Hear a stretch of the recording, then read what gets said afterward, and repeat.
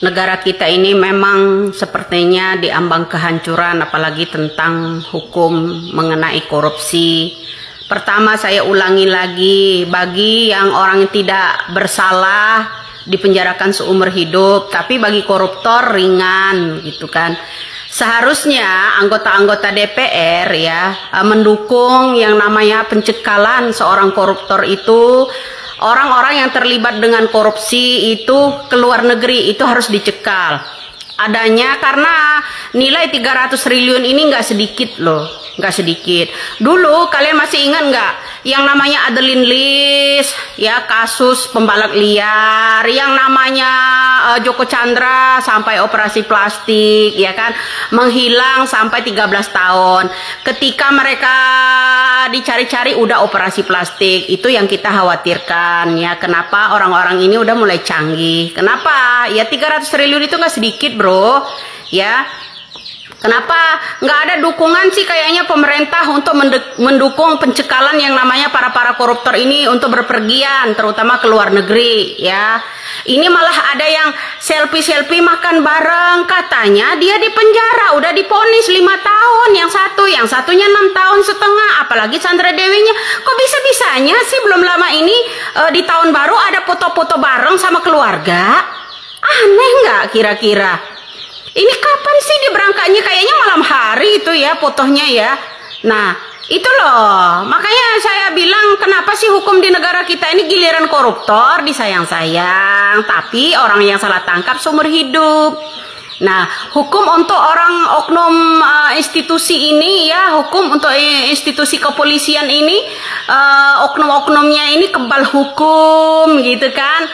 Citra-citra baju coklat ini kayaknya susah ya dipulihkan kembali, emang mangsa-mangsa mereka kayaknya ya, rakyat-rakyat kecil kayaknya seperti itu ya. Cari makannya agar cepat kaya itu mangsa-mangsa mereka tuh peras orang kecil. Ya kan? Nah, untuk menaik jabatan agar dapat gajinya tinggi ya akal-akalin gitu kan.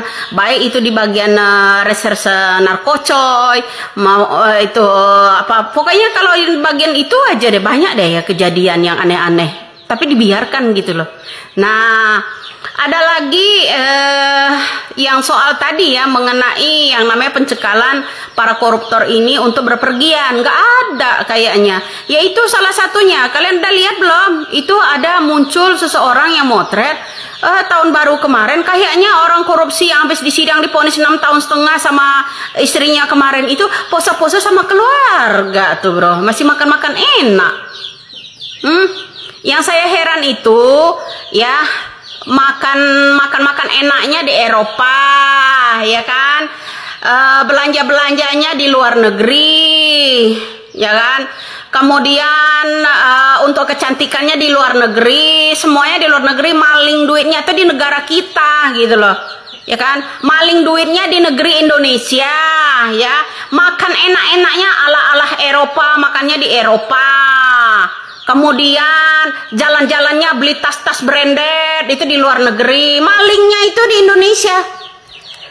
Ya, ya benar apa betul? Ya, begitulah loh.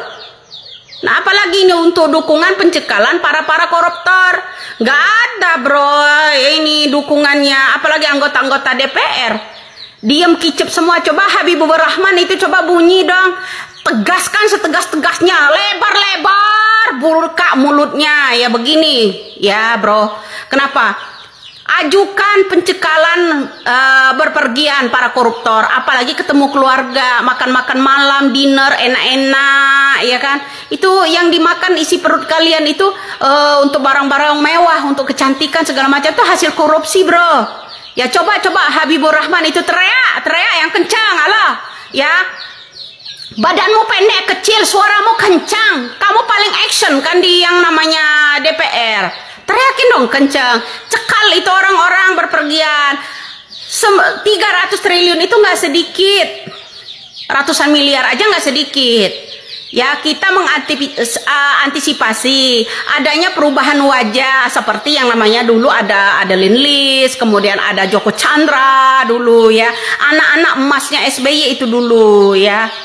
ada Hasna segala macam itu dulu. Anak-anak SBY termasuk Harun Masiku, ya kan? Itu anak-anak emasnya SBY itu dulu. Kok jadi disayang-sayang? Ini orang yang nyinyir masalah Harun Masiku itu dulu. Kemudian ada orang yang nyinyir masalah kepemerintahannya siapa namanya itu SBY, Adlin Lis, Joko Chandra, kemudian Gayus Tambunan, pajak semuanya, Setia Novanto dan lain-lain ya, Angelina Sondak, Hambalang itu, Andi Malarengeng dan kakaknya ya kan, semuanya banyak yang terlibat, semuanya disayang-sayang dulu. Kalian ngenyek-ngenyek masalah itulah. Kok sekarang kalian diam aja setelah koalisi? Setelah koalisi kalian diam-diam aja, nggak ada pencekalan untuk yang para koruptor untuk keluar negeri. Yang herannya kalau di zaman SBY dulu korupsi besar-besaran tuh aman. Ya, kemudian yang kecil-kecil kayak Angelina Sondak itu ya hukumannya berat. Nah, sama sampai sekarang generasi itu turun. Siapa sih pemegang ini? Ya, yang heran itu. Siapa sih pemegang? Coba deh diperiksa kasus-kasus suap jaksa ini ya. Jaksa Agung, hakimnya coba diperiksa ya, keputusan-keputusan ini berdasarkan siapa. Kadang-kadang ada orang yang suka bermuka dua ya, di depan publik ngomongnya begini harus 50 tahun penjara, tapi di belakang justru ingin mendukung hakim ya kan. Nah, mudah-mudahan telingamu di sana ngebuka ya orang ngoceh di yang namanya medsos ini. Cekal untuk orang-orang yang berpergian, karena dulu ada bapak-bapak zamannya Bung Karno dulu melarikan uang negara ketika diaudit, minta diaudit uang negara ini jadi warga asing, dijemput sama wakil presiden Soeharto dulu, ada Malek. Masih ingat kalian itu, dia tuh anggota PRRI dulu ya, masih ingat? Belum buta kan? Nah, belum tuli kan? Nah itu. Nah, takutnya seperti itu ya, banyak-banyak para koruptor. Jangan didukung ya, macam ada seorang bapak-bapak dulu yang ketika negara kita diminta audit yang namanya keuangan malah lari menjadi warga asing. Ini kasus-kasus BLBI aja masih belum tuntas loh, masih banyak loh menjadi negara warga asing. Ya kan? Masih banyak. Coba mana yang mau kejar katanya sampai ke negeri Antartika segala macam tuh, cobalah. Ya korek dulu yang di negara kita ini. Paling tidak kalau memang udah divonis ya sekian tahun nggak ada dong pose-pose dinner sama keluarga. Gimana ceritanya kok bisa narapidana kok bisa pose-posean sama keluarga? Aneh bin ajaib hukum negara kita ini. Gimana sih? Masih mau dipercaya sama rakyat? Hah? Masih mau dipercaya sama rakyat? Atau nunggu rakyat ngamuk gitu? Kalau rakyat nggak ngamuk, alam akan ngamuk nanti ya. Ingat itu ya. Gunung akan meletus, luapan air akan melonjak, nanti banyak kematian.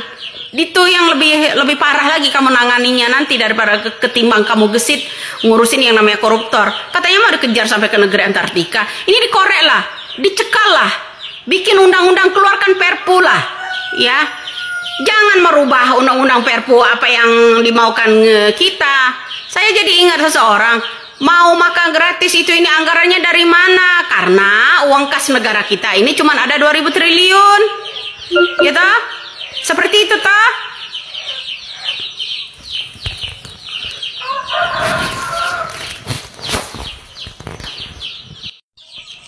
Jadi mudah-mudahan aja anggota-anggota DPR di sana, kemudian pemimpinnya itu yang mengeluarkan perpu pencekalan untuk yang namanya para koruptor ini untuk berpergian. Enak-enak aja di sana, uang negara juga yang dipakai. Udah dikembaliin belum? Apa diam-diam ini ngembaliinnya? Sehingga mereka dibiarkan pergi ke luar negeri, dibiarkan mereka itu jumpa keluarga, dinner gitu, asik. Salam waras saja. Pemerintahan kok makin amburadul aja sampai ke sini.